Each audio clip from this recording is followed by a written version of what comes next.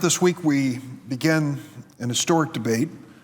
For the first time in 25 years, we will actively debate the comprehensive reform of America's immigration laws. I'll be the first to admit that I come to this debate with a prejudice, with a bias. Like many Americans, I am the child of an immigrant. In 1911, 102 years ago, my grandmother came to this country with 3 little children. One of those children was my mother. She was 2 years old when she arrived in America in Baltimore. Now, my grandmother didn't speak a word of English, but somehow she managed to get my mom and my aunt and uncle on a train, the Baltimore and Ohio Railroad train, to St. Louis, Missouri. They were on their way, actually, to East St. Louis, Illinois, to meet my grandfather. Just one floor away, a few steps away, is my desk for the Majority Whip office. Behind my desk is a naturalization certificate from my mother. I keep it as a reminder of who I am and where I came from, and the fact that the Durbin family, and in her case, the Kutkaita family, were immigrants to this country. I'm sure that my grandmother never imagined that one of her grandchildren would be standing here today representing the state of Illinois in the United States Senate. Well, that's my story. That's my family story, and it's America's story. Perhaps it's partly because of this family history, but I believe immigration is the defining positive force in America. How can you tell when a country's in decline? When immigrants stop wanting to come to it. Many other developed countries have had this experience. They've watched their economies decline and fail. That's never been the experience in America. Look at our history. In every generation, immigrants have come to our shores from around the world and made us stronger. Immigrants do not take away, they add to society. They're hardworking men and women with courage to leave everything behind and to come and try to build a new and better life for themselves and their children. These immigrants, every succeeding wave of immigrants, every generation of immigrants bring new life to America. But today, our immigration system is broken and doesn't reflect our heritage as a nation of immigrants. There are millions of undocumented immigrants in our country who want to be full-fledged Americans. They have strong family values. They contribute to our economy and take some of the hardest jobs in our nation. But under current law, there's no way for many of them to even get in line to be legalized. We can't turn our backs on the people who are already here in this nation, already yearning to be part, officially, of the American family. They sit next to us in church. Their kids go to school with our kids and grandkids. They're the ones who serve our food at the restaurants, clean up the tables afterwards. They clean our homes. They care for our kids and grandkids, and they care for our elderly parents and grandparents. 12 years ago, I wrote a bill called the DREAM Act. That bill would allow immigrant students who came to the United States as children to earn their citizenship by attending college or serving in the military. I've been fighting to make that the law of the land. I've called it for a vote on the Senate floor. We've received majority votes, but I could never, ever break the filibuster. I could never get the 60 votes I needed. In the last decade, with the leadership of Senator Ted Kennedy and Senator John McCain, we've made serious efforts to pass comprehensive immigration reform legislation, but we have always fallen short.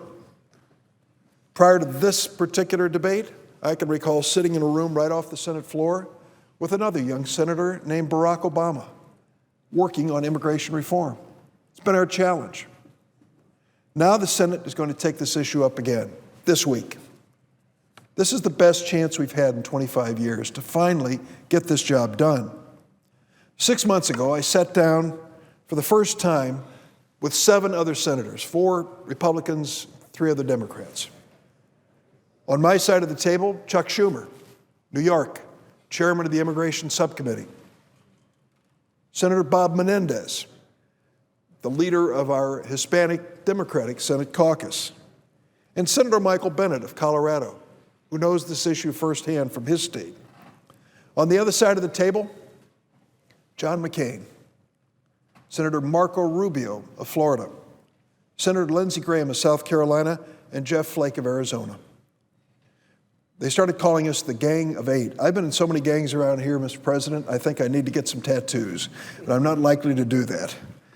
But these gangs are constructive efforts to solve problems. This is a diverse group. Think about sitting across the table from McCain, and Rubio, and Graham, and Flake. There's Seth Schumer, and Durbin, and Menendez, and Bennett. A lot of differences. But the thing that brought us together was the realization that if we couldn't reach an agreement, neither would the Senate.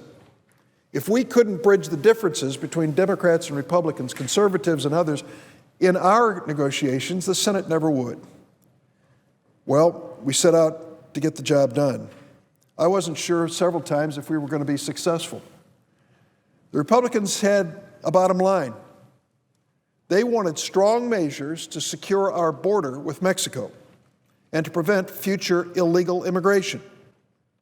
We had a bottom line on our side of the table, too.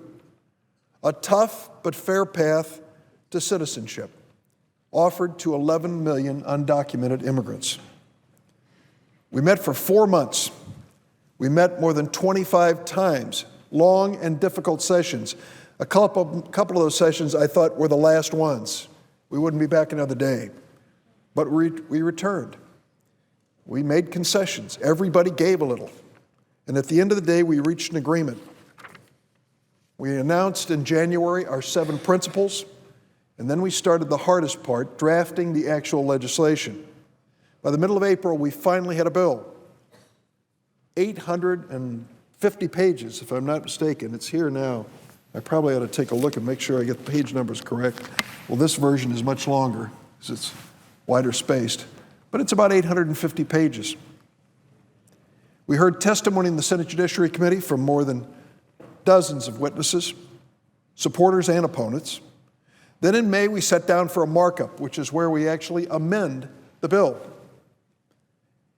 I've been a member of the Judiciary Committee for 15 years, and I've never been through a markup like that. Senator Pat Leahy of Vermont, President pro tem of the Senate, chairman of the Senate Judiciary Committee, pledged that he would make this markup open and fair for both sides, and he did. It took us 3 weeks. We met 5 times for a total of 37 hours on this bill. More than 300 amendments were offered.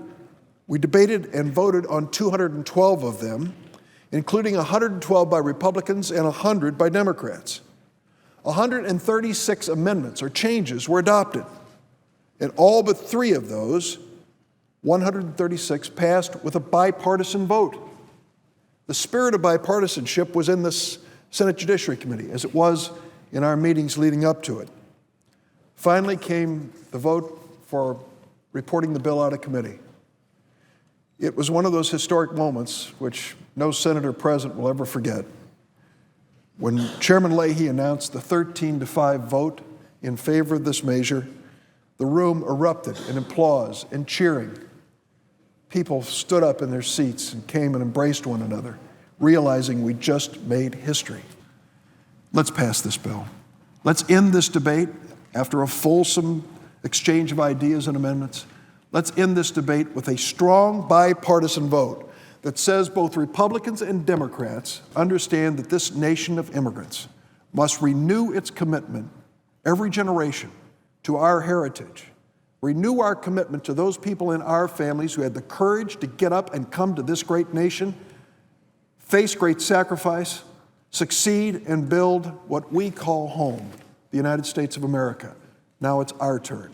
Let's not only prove that we can do the right thing for them and the heritage of this nation, let us prove that every once in a while, this great institution of the United States Senate can actually get some important work done.